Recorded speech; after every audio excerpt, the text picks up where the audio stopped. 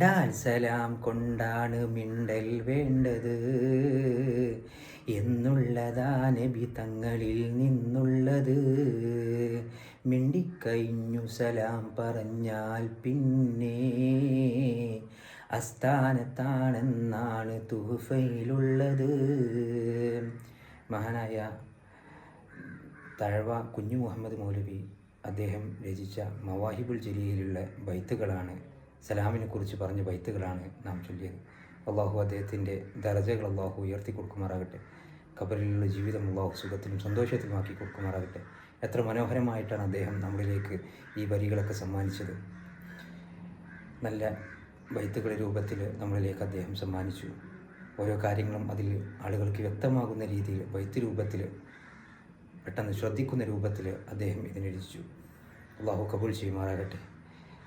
അപ്പോൾ ഇതിൽ നമുക്ക് പറഞ്ഞു തരുന്നത് സലാമിനെ വ്യാപിപ്പിക്കാനാണ്. അഫ്ഷു സലാമ ബൈനക്കും എന്ന് നബി സല്ലല്ലാഹു അലൈഹി വസല്ലം തങ്ങൾ നമ്മളോട് പറഞ്ഞു തരുന്നുണ്ട് ഹദീസിൽ. നിങ്ങൾ സലാമിനെ നിങ്ങൾ വ്യാപിപ്പിക്കണേ, നിങ്ങൾക്ക് പരസ്പരം നിങ്ങൾക്ക് സന്തോഷവും സ്നേഹവും അതുപോലെ പരസ്പരം ഐക്യവും നിലനിർത്താൻ നിങ്ങൾ സലാമിനെ നിങ്ങൾ വ്യാപിപ്പിക്കണമെന്ന് നബി മുഹമ്മദ് മുസ്തഫ സല്ലല്ലാഹു അലൈഹി വസല്ലം തങ്ങൾ ഹദീസിൽ വ്യക്തമാക്കി പറഞ്ഞു തരുന്നുണ്ട്.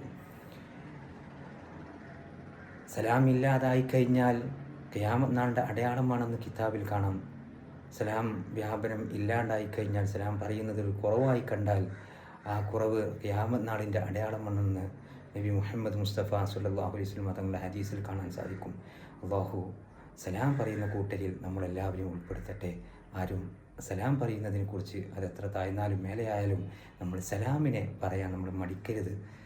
നമ്മൾ നല്ലത് മനസ്സിലാക്കുവാനും അതനുസരിച്ചൊക്കെ പ്രവർത്തിക്കാനൊക്കെ അല്ലാഹു തൗഫീഖ് നൽകട്ടെ. ആമീൻ ബിറഹ്മതിക യാ അല്ലാഹ്. വീണ്ടും കാണാം.